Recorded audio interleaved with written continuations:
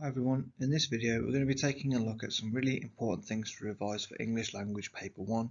We're going to be going through a few of the tips and tricks that you could use in the actual exam and know how to approach it with confidence. So the first thing we're going to think about is by the end of the video you're going to be able to recall how to approach the exam paper, understand how to use the exam paper to your advantage, and finally apply your understanding to practice some of the high value questions. Reading the extracts. Look at the teacher's top tips and attempt the challenges that follow.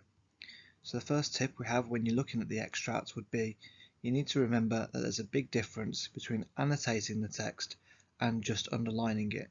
You have to remember that if you're just underlining it, it might be that you're not going to come back to that passage for a while and you might be questioning why have you actually underlined it in the first place. So highlighting it is going to be a much more effective thing to do, and make sure you're making some annotations as you go through. Next one, mark off each question in relation to the specific lines that are needed. So for example, generally speaking, it should be the second or third paragraph that is going to be your question 2, which is your language question. So it's a good idea to mark that out, and also remember that you're going to have 2 copies of this, one on the actual extract and one on the exam paper as well. For question 4, it should be from somewhere like lines 19 to the end. It's always the second half to the end of the extract. It's important to mark it off and make sure you're using the specific lines that relate to those specific questions. Next, try and have one highlighter for each question. This is just going to make it seem a little bit easier when you look back over your notes and you try and find a good quotation for each question. Read through the extracts first, even if you're planning to do question 5. Now this is a really good tip that I picked up from another teacher here who actually said something you can do is you can find some of the really ambitious vocabulary that's been used in the extracts, highlight those as well, and you can always regurgitate a few of those words in your question 5. It's also important to look at the extracts because the picture might have something to do with the kind of situation you would have read about within the extract. So all of these things can be used to generate ideas for your creative writing as well.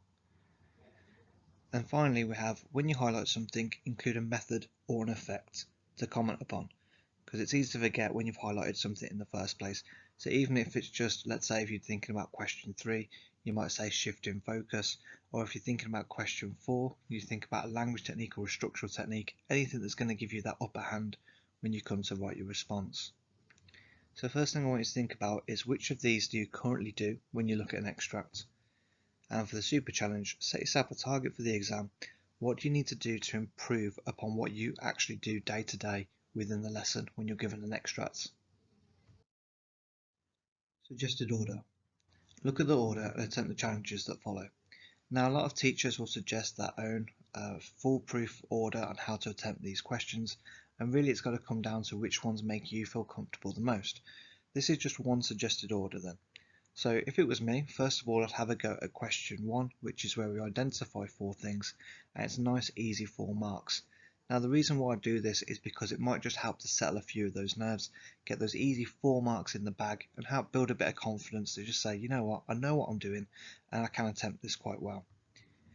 Next, I'll make sure I read through the extracts completely, and then I go to my question 5, the creative writing. Remember, this is 40 marks. That is half the marks in the whole exam paper, so it's really important that we make sure we're spending enough time on question 5. Then I'd go to the next highest value question, which is question 4, the evaluation question, that will always say to what extent do you agree, and it's worth a massive 20 marks. So if you think about that there, really, just between question 5 and question 4, there's 60 marks available, which is a massive chunk of the exam paper. It's also important to mention that with question 4, you need to make sure that even though it doesn't say it in the question specifically, you do need to focus on language or structure, or ideally both. And then finally, I'd have a look at question 2 or question 3. These are the ones that are worth 8 marks, so they're not really going to be the things that are going to dictate necessarily if I get a high grade. It might be something that pushes you over, let's say if you're a 3-4 borderline, and it might be the kind of thing that just happens to actually help you get that 4. So it's a good idea to have a go at it, but it wouldn't be my priority. Now for the next one then, for the challenge, I want you to think how much time should you spend on each question. Timing is extremely important. It's all well and good if you can do a fantastic question 2 in half an hour. However, in the exam, you should only really be spending about 10 minutes on this question. So try and have a think then for each question. how much time would you spend on each of these?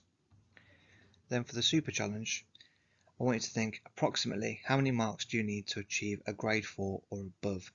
Now everybody really should be aiming for the highest score possible, but I can understand if you've reset this that it can be quite frustrating and you just want to focus on that 4.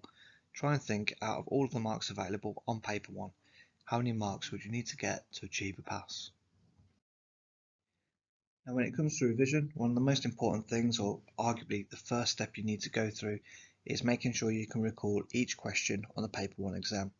So here we have our 5 questions. We're going to look at the skills needed and the marks and times that you should take into account. So for question 1 then, we need to identify explicit information, which is just identifying 4 obvious pieces of information from the text. Normally this is going to be from nowhere more than lines 1 to 9 in the extract. So it's worth 4 marks and you should spend roughly 5 minutes on this as well. Now if you can get it done a little bit quicker, then that's great, because that means you're going to spend more time on the higher value questions. Question 2, identify and comment on language. So that'll be 8 marks. We want to aim to spend about 10 minutes in that response. For question 3, identify and comment on structure. So it's 8 marks again and 10 minutes. So for question 4, again, this is one of our high value questions. This is the one where you have to agree or disagree with the statement and evaluate writer's method in relation to a statement. So the very first thing you should do when you're writing your response is give me a little bit of an introduction relating back to the question, saying if you agree or disagree with the student. And because it says evaluate the methods, when we talk about methods in English, we talk about the language techniques or the structural techniques. So therefore we expect to see some of those in your response. For this one, it's 20 marks. You should aim to spend roughly around 30 minutes on this one.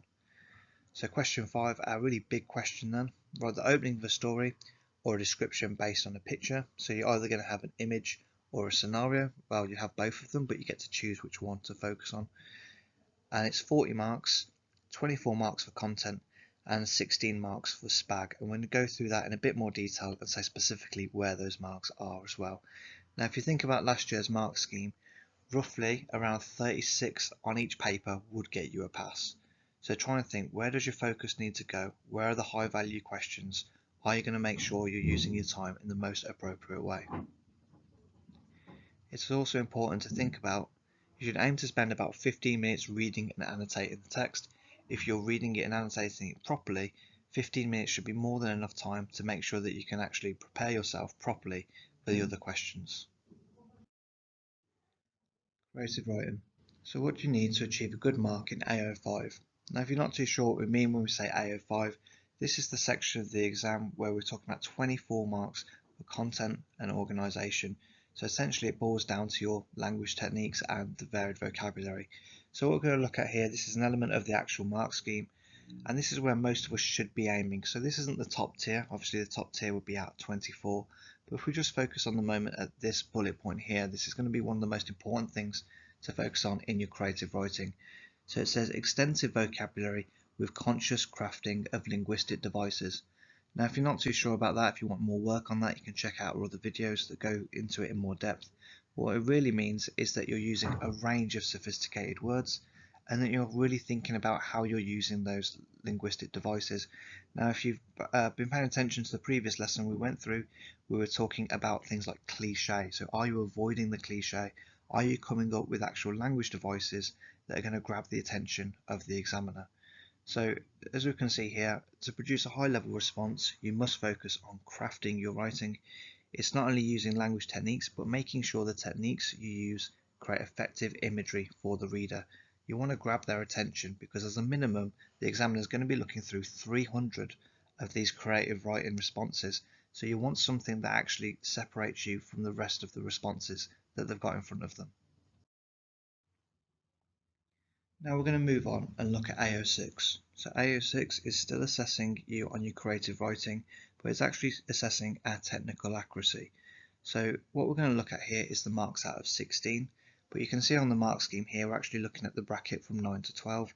Now if you can get higher than this, then that's absolutely fantastic, but it's important to note that still achieving a 9 to 12 for your SPAG or your technical accuracy would still get you a good grade, somewhere between a 6 or a 7, depending on the actual mark scheme as it finally comes out.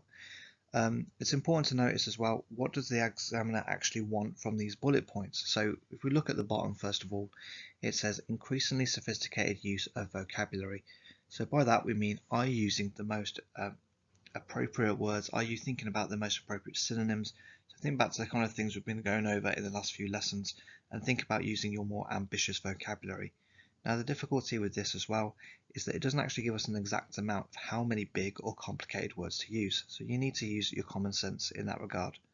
For the next one, it says genuinely accurate spelling, including complex and irregular words.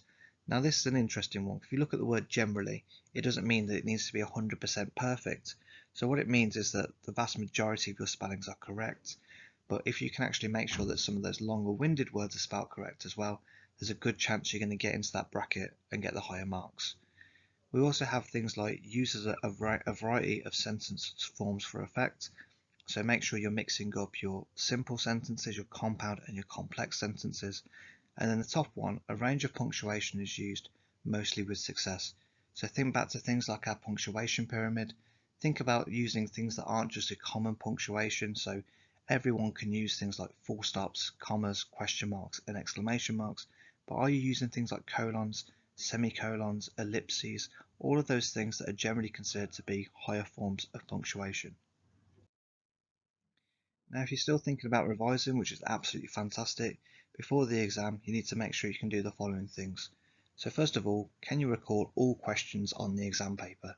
There's nothing worse than going into the exam and not knowing what's going to be in front of you. For the second one, can you understand the key language and structural techniques? So remember, this is going to help you for question 4, which is obviously 20 marks, question 2 and question 3, and also in your actual creative writing as well, we'd be expected to use these techniques yourself. So if you don't know those, you definitely need to go back through and revise them as well. And if you are going to attempt any questions, it's a really good idea to get some practice on question 4 and question 5. I don't mean you need to spend hours and hours on this.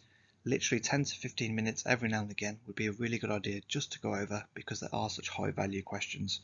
Now if you need any actual help or resources, we've got loads of other videos on here as well that go through all of the techniques and how to approach these questions.